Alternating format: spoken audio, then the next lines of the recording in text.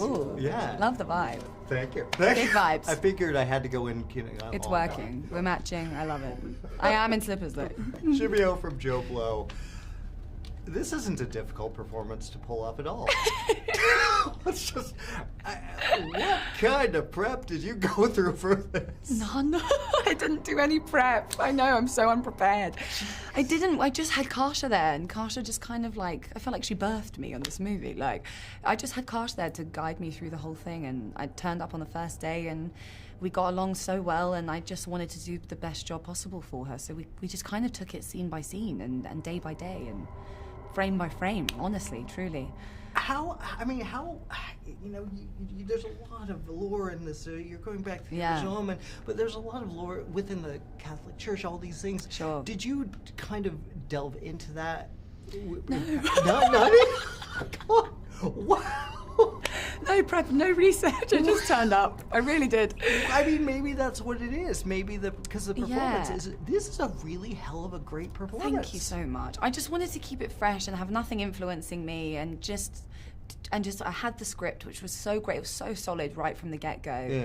Everything was there on the page, and it was just the way that it was just up to us how we interpreted it. And under the guidance of Karsha, it did feel kind of, not easy, but it felt like it all just kind of was there for us, and we just went for it. Were you an Omen fan? Yeah. Okay. So you kind of knew already what you were going into, even though this one's a little different. A little different. Is it, she's lovely. I just spoke to her. She's incredible, but was it nice to have her kind of as a partner to kind of, because there's a lot of stuff here that could have been in lesser hands. Yeah. It could have been very uncomfortable for you to do. Sure. I'm probably going to cry answering this, to be honest, because I love her so much. Oh my gosh. really, honestly, truly. Wow. Having Karsha there, and you said it exactly right, it was like a partner. There was like a partner there just to like, we were just so, it felt like we were doing this thing together, the two. It felt like everything that I did in this movie, she was doing it there with me, like, also Karsha can't help but sometimes you'll catch her on the side of the monitor, she's like physically almost acting out the scene with us. Like, it's like, when I was doing, we call it the demon dance, the moment where I crawl out of the car, and I was doing that, Karsha was right there behind the monitor, just accidentally mirroring a lot of what I was doing. So, like, it really did feel like we acted the movie together, honestly. What the hell did that feel like, doing that scene? I mean, that's wild to watch. Yeah. Really wild to watch. That must be exhausting. Honestly, it was like the most liberating, amazing thing ever. I think it should be like a form of therapy practiced around, like, people should do it to just release. It felt like such a release of, like, anger and rage, and like it felt so good to be contorted and hideous and violent and brutal and have it all just come from my body. It felt amazing, and it was my favorite thing I've ever done, and not necessarily to you know what I mean, like the favorite thing I've ever been lucky enough to perform, and getting an opportunity to do something like that it doesn't happen often a lot. And Karsha was so like, she really was like, gave me free rein a lot of it, and we didn't choreograph it, we just went in and we did it, and it was a fantastic experience, and I implore everyone to go home and do it to themselves in the mirror. It's really, really fun. Oh, maybe I will. Honestly, you should. It's like really is cathartic therapy. I'm really trying to spread the word here, you guys. And maybe I'll write a book. I think you should. A self-help book. Self-help. You've done a little genre besides this. A little bit. Sprinkling. A little bit. Yeah. What is it about a genre that connects with you?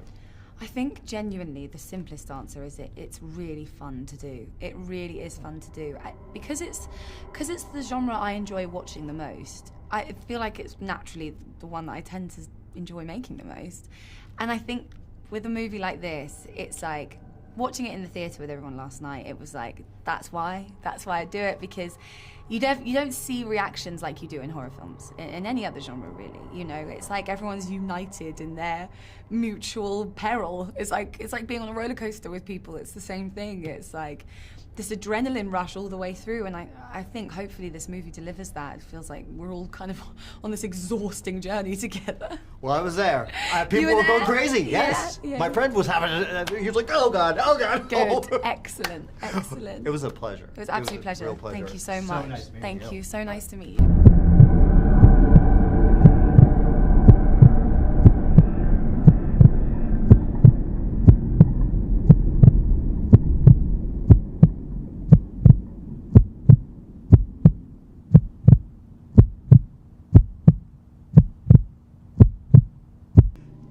We've seen a lot of legacy sequels, and they usually fail heavily on nostalgia, but nothing really fresh. This feels a little different. Yeah, thank you. What was your intention in going and taking this route? Yeah, well, I think we didn't want to do a retread. We wanted to be really, I mean, the Omen's sacred, you know, it's especially for horror fans. It's so, it holds a very special place in the horror dynasty, and I can't touch that. So I don't think I should try, you know? And I think what was exciting about this project was that it gave a lot of room to make your own creature. And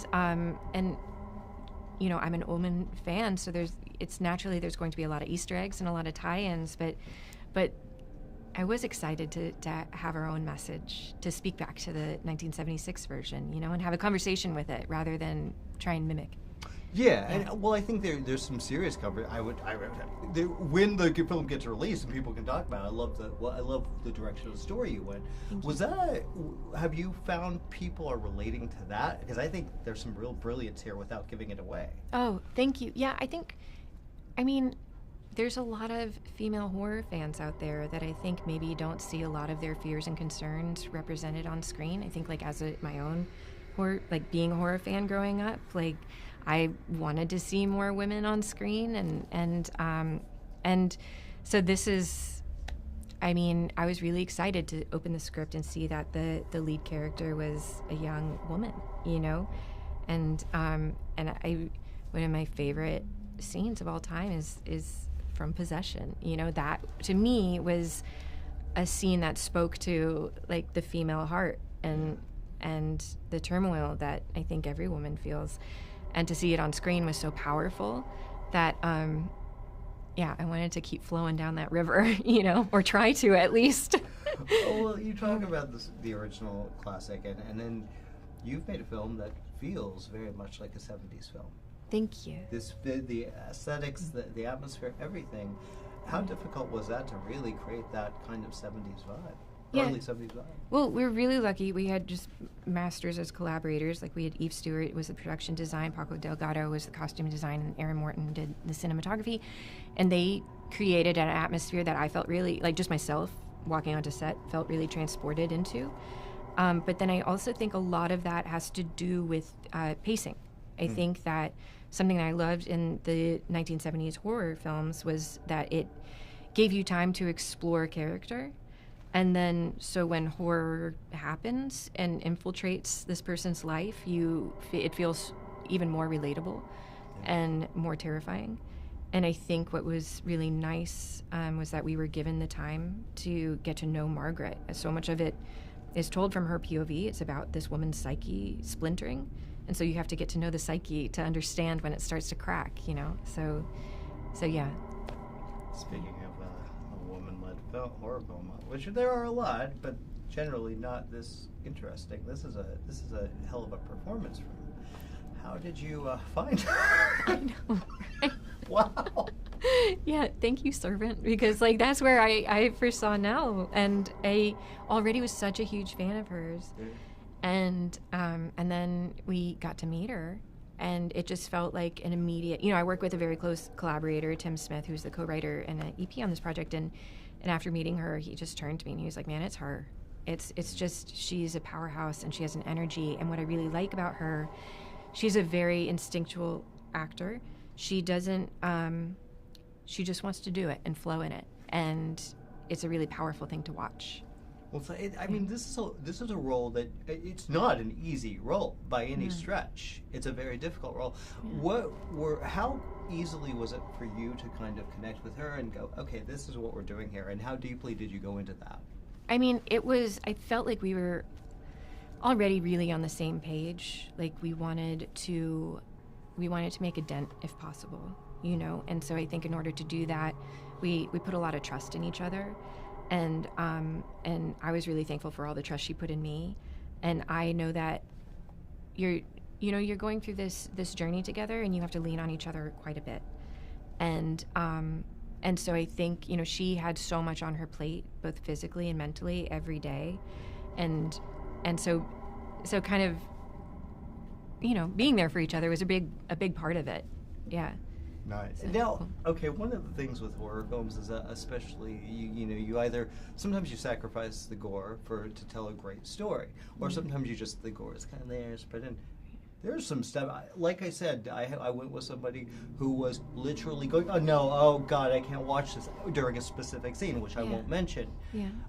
Was it tricky to find a balance of, let's make this, it's a dirty little film in a lot of ways. You guys go for it. Yeah. But it also tells this is a character-driven film.